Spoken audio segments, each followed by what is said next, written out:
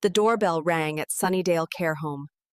I looked up from my knitting to see my son David standing there with his wife Lisa. In 10 years, Lisa had never visited me once. Now she stood in my small room, looking terrible, unwashed hair, wrinkled expensive clothes, dark circles under her eyes. "Hello, Rose," she said stiffly. "We need your help." I set down my knitting slowly. This was going to be interesting. Let me take you back to where this all started. My name is Rose Walker, and I'm 78 years old now. But 10 years ago, I was 68, recently widowed, and desperately lonely. My husband Tom died suddenly of a heart attack. 42 years of marriage, gone in an instant. Our son David insisted I sell my cottage and move in with him, his wife Lisa, and their 2 children, Emma, 15, and young Tom, 12.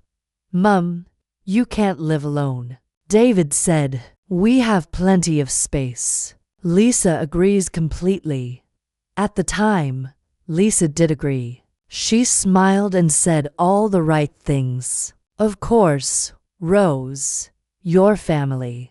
So I sold my cottage, the home where I'd raised David alone after his father left, where Tom and I had shared our entire married life. I packed up 40 years of memories and moved into their large house in Manchester. For the first few months, everything seemed fine. I helped with the children, cooked traditional meals David had grown up eating, kept the house tidy. I tried to make myself useful. But slowly, Lisa's comments began. "Rose, do you have to wear that cardigan? It's so old-fashioned." Or, "Rose, my friends are coming tonight. Maybe you could eat in your room?" I tried to adapt, bought new clothes, changed my cooking, made myself scarce when Lisa entertained. David noticed nothing. When I tried talking to him, he'd pat my hand. "Mum, you're just adjusting. Lisa means well."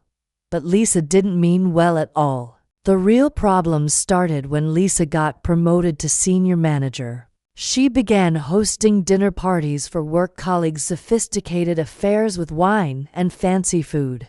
During these parties, I was expected to stay in my room like a punished child. One evening, I came downstairs for water wearing my old dressing gown. Lisa's boss Gerald saw me shuffling past. The next morning, Lisa was furious. "You embarrassed me terribly. Gerald saw you in that awful dressing gown. When I have guests, you stay upstairs. Is that clear?" I nodded, tears pricking my eyes. This was my son's home. I'd been invited as family, but I was being treated like an unwelcome guest. Things got progressively worse. Lisa stopped calling me Rose or Mum. She started saying "your mother" when talking to David, as though I was solely his problem. "David, your mother left her knitting on the sofa again." "David, your mother cooked with lard." "I've told her we don't eat like that." "David, your mother's friends called during dinner time." My grandchildren's attitudes changed too. Young Tom started avoiding home. But Emma, sweet Emma, remained loyal. She'd sneak into my room after school to chat and do homework. "I love you, Nan," she'd whisper. "Don't listen to Mum. You're not embarrassing." But I was embarrassing to Lisa. A reminder of aging, of tradition, of everything she left behind climbing the corporate ladder. The breaking point came at one of Lisa's important dinner parties. She was trying to impress Gerald, who could promote her to director. Everything had to be perfect. I'd been instructed to stay in my room all evening. But Emma came upstairs crying about something at school. I comforted her for over an hour. When she felt better, I went to make tea, thinking the party was finished. I walked into the kitchen in my old dress and slippers, hair in curlers. Gerald was getting wine from the fridge. "Oh, hello. You must be the grandmother. We chatted for a few minutes. He seemed pleasant, but when Lisa saw us, her face went white with fury. I see you've met David's mother. Rose, why don't you take your tea upstairs? I scurried away, humiliated. The next morning, I heard Lisa through the thin walls. I can't do this anymore. David, your mother is holding us back. My career is taking off and I need to entertain properly. I can't do that with her shuffling around in dressing gowns and curlers. It's mortifying. Lisa, she's my mother. Where would she go? There are lovely care homes, professional facilities where she'd be looked after. She'd have friends her own age. It would actually be better for her. I don't know. It feels wrong. What feels wrong is sacrificing our future for someone who's already lived their life. Think about Emma and Tom. They need space, not a home dominated by an elderly woman who refuses to adapt. Silence. Then David spoke, breaking my heart. All right, I'll look into care homes. Somewhere nice. 2 weeks later, David couldn't look me in the eyes. Mum, we think it might be better if you moved into a care facility. We found a lovely place called Sunnydale. Beautiful gardens, activities, proper medical care. You'll make friends. I looked at my son, this man I'd raised alone, worked 2 jobs to educate, sacrificed everything for. When? Next week. We've already paid the first month. Emma cried when she found out. She begged them to let me stay. They were firm. Young Tom barely noticed. Lisa was professionally polite, relief clear in her eyes. The drive to Sunnydale was silent. The care home was actually nice, clean, modern, pleasant staff. My room was small but comfortable. Everything I needed for my reduced existence. I'll visit every week, Mum. I promise, David said. But he didn't. First month, twice. Then monthly. Then every few months. He was busy, work, kids, Lisa's demands. Lisa never visited. Not once.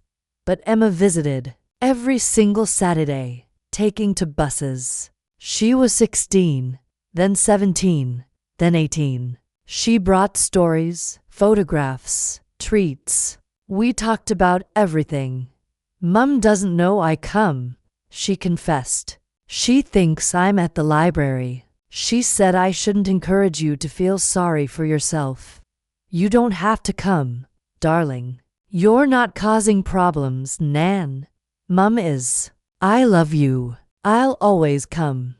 And she did. Every Saturday for years, the care home became my world. I made friends: Margaret the teacher, Betty whose children lived in Australia, Frank who told terrible jokes. We played cards, watched TV, complained about the food. It wasn't the life I'd imagined, but it became bearable. Years passed. Emma finished school, university, became a teacher. She still visited every Saturday, bringing her boyfriend, then fiancé, then husband. She told me she was pregnant and I cried with joy. You'll be a great grandmother, Nan. Will you bring the baby? Every single week, she promised. And she did. Little Sophie became the light of my life. Meanwhile, Lisa's career soared. Director position, enormous salary, renovated house, expensive cars, luxury holidays, everything she'd wanted. Then things began to change. David mentioned casually that Lisa's parents were having problems. Her father Frank was becoming forgetful. Her mother Helen was struggling with mobility. Lisa's worried. They're both mid-70s now. 6 months later, Frank's dementia had worsened. Helen couldn't cope. Their large house was too much. Lisa's considering bringing them to live with us, David said. I raised my eyebrows but said nothing. 3 months later, David arrived looking stressed. Mum, Lisa's parents moved in 3 weeks ago. Frank's dementia is worse. He wanders at night, gets confused. Helen can barely walk, needs help with everything. The house smells like a hospital. Lisa is at her wit's end. I felt something stir inside me. Interest. That must be difficult. You have no idea. Lisa's missing work to care for them. Her boss isn't happy. Her parents are demanding.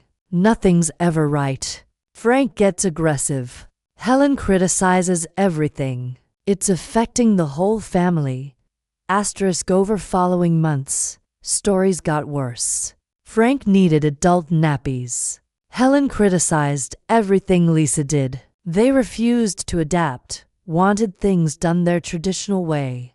Lisa was not coping. She's exhausted, David said. Barely sleeps. Her parents need attention all night. She's cut back work hours. She cries constantly. I thought about my own situation years ago. How I'd tried to help, be useful, not be a burden. How I'd still been seen as embarrassing, old-fashioned, unwanted. Perhaps they'd be happier in a care home, I said carefully, where professionals can look after them. David looked at me sharply, hearing the echo of his own words. I suggested that. Lisa was furious. She said, "How dare you? They're my parents. I could never put them in a home. Family takes care of family." The irony wasn't lost on either of us. We sat in silence. She doesn't see it, does she? I finally said. She doesn't see. She said exactly what I wished you'd said about me. David's face flushed with shame. Mum, it was a long time ago. But it wasn't forgotten. The situation deteriorated. Lisa's career was suffering. Her boss made it clear reduced hours weren't acceptable for director level. She was exhausted, short-tempered, desperate. Emma told me the full story during Saturday visits. It's terrible. Nan, Granddad Frank thinks Mum is his sister. He shouts when she helps him. Grandma Helen criticizes everything: food, cleaning, Mum's clothes. She tells Mum she's doing it wrong. Mum is losing her mind. How's your father handling it? Dad's at work mostly. When he's home, Grandma doesn't like men helping with personal things. So it all falls on Mum. And you? I moved out. Nan, got my own flat. Tom's at university. Neither of us could stand it. 6 months after Frank and Helen moved in, David arrived at Sunnydale with Lisa.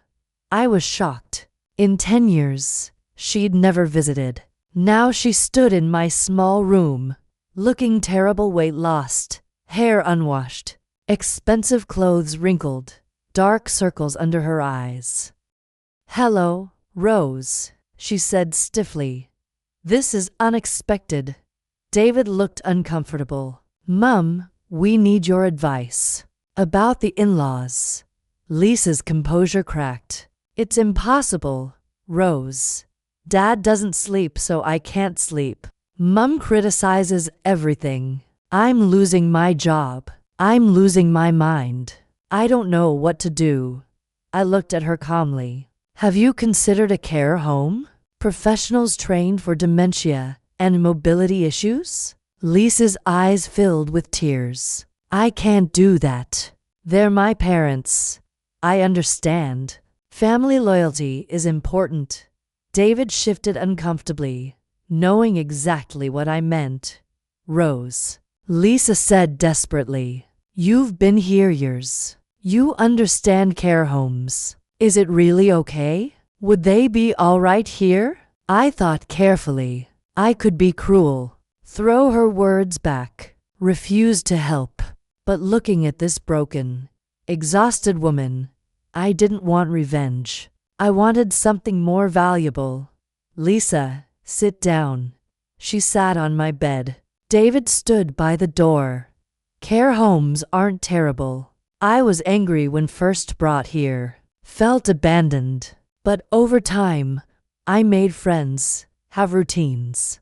Staff are kind. I'm looked after properly. Lisa wiped her eyes. But you must hate us. Hate me for making David bring you here. I did hate you. For a long time. But hate is exhausting. Eventually, I let it go.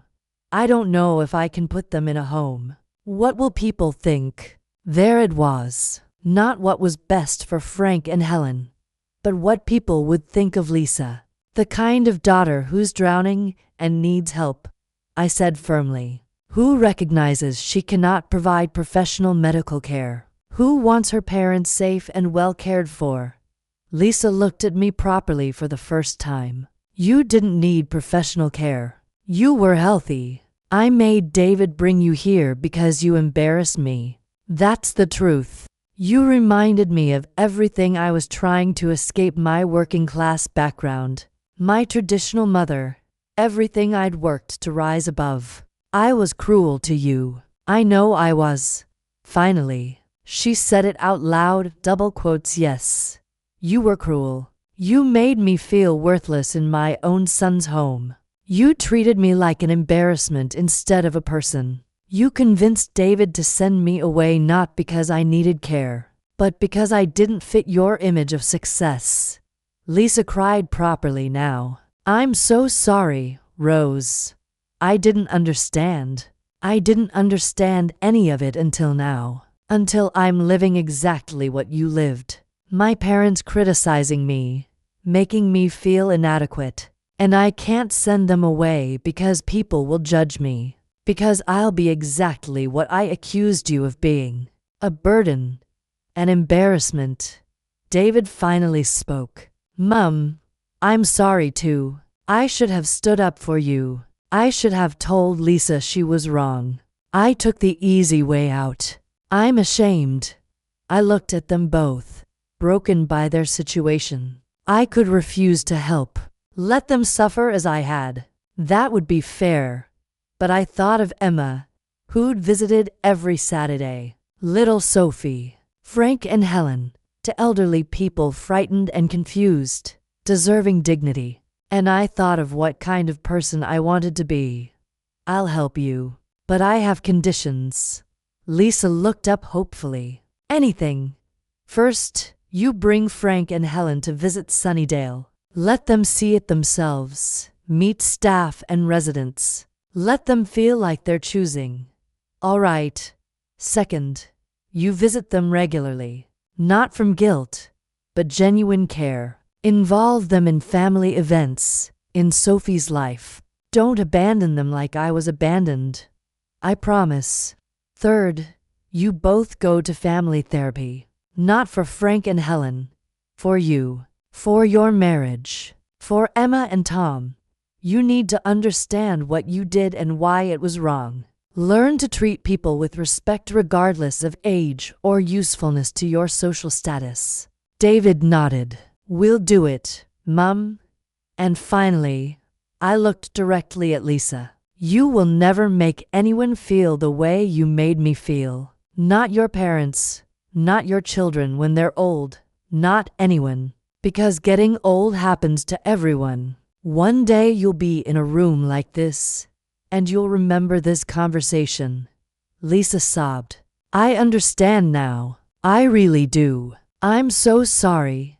Over following weeks, Lisa and David brought Frank and Helen to visit Sunnydale. Frank, in moments of clarity, seemed relieved at professional care. Helen was resistant, but seeing activities and gardens, she softened. They moved into Sunnydale 2 months later. Their rooms were on my floor. I found myself checking on them occasionally, helping Helen navigate the dining hall, sitting with Frank when he was confused. Lisa visited 3 times weekly. David came weekends. They brought Emma and Sophie. The family began healing slowly. Lisa and David started therapy. Emma told me it was difficult but necessary. They were confronting years of shallow values and selfish choices. Lisa's career never fully recovered, but she seemed different, humbler, more genuine. She visited me sometimes, actually talking like I was a real person. I destroyed so many years. She said one day, years when I could have known you properly, when Emma and Tom could have had their grandmother. I threw it all away because of pride and ambition and stupidity. You can't get those years back, but you can make better choices now. And she tried. Frank lived another 2 years before dementia took him. Helen lived 5 years, eventually making real friends at Sunnydale and becoming happy. She apologized once, shortly before she died. I wasn't kind when you were David's mother-in-law. I thought you weren't good enough for my Lisa.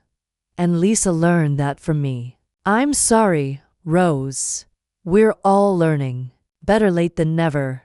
I'm 78 now. Still live at Sunnydale. Emma visits every Saturday with Sophie, now 5, who calls me Great Nan. David visits weekly. Even Lisa comes regularly. Our relationship, while never warm, is respectful. Tom, my grandson, finally visited last year. He's 27 now, a doctor. He apologized for staying away, for not standing up when younger.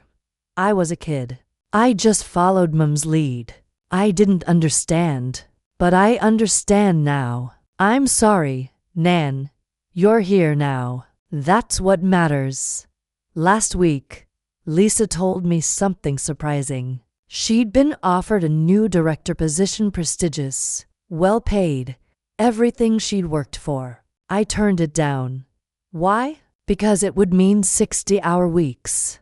Missing Sophie's childhood, missing time with Emma and David, missing my visits here. I've learned, finally, that some things are more important than career success. I looked at this woman who'd once found me so embarrassing, who'd pushed to send me away. She was 54 now, with gray streaks and lines on her face. Getting older too, facing her own future. That was brave. You taught me, by being gracious when you had every right to be cruel, helping my parents when you could have refused, forgiving when you could have held onto anger. You showed me what real strength looks like. We sat in comfortable silence, watching Sophie chase butterflies. Emma was there too, pregnant with her second child. David was helping Tom carry chairs for a family picnic. This was family. Not perfect, not without scars, but real and genuine and trying. Rose, Lisa said suddenly, would you consider coming to Sunday lunch at our house? Not to live, I know you're happy here, but just to visit, to be part of the family properly. Could I go back to that house where I'd felt so unwanted? Sit at that table where I'd been made to feel so small? Yes, I think I'd like that. Because holding onto the past forever helps no one. Forgiveness doesn't mean forgetting. It doesn't mean what happened was okay. It means choosing to move forward despite the pain. Now, every Sunday, David picks me up and drives me to the house. It's changed. There are photographs of me on walls now, pictures with Tom when he was alive. My old recipes are in the kitchen, used and splattered. There's a comfortable chair by the window that everyone knows is Nan's chair. I cook sometimes. The traditional meals David remembers from childhood. Lisa eats them now without complaint, often asking for recipes. Emma brings Sophie, who runs shouting Great Nan. When she sees me, it's not perfect. There are still awkward moments, memories that sting. But it's real, honest. A family that broke and is slowly mending. I'm 78 years old. I live in a care home, and I'm happy. Not because everything turned out perfectly, but because I learned happiness doesn't come from others treating us right. It comes from treating ourselves with respect, from knowing our own worth even when others don't see it. Lisa threw me away because she found me embarrassing, but I wasn't the embarrassing one. She was. And it took her many painful years to understand that. They replaced me like old furniture all those years ago. But furniture can be refinished, revalued, appreciated in new ways, and so can people, if we give them the chance.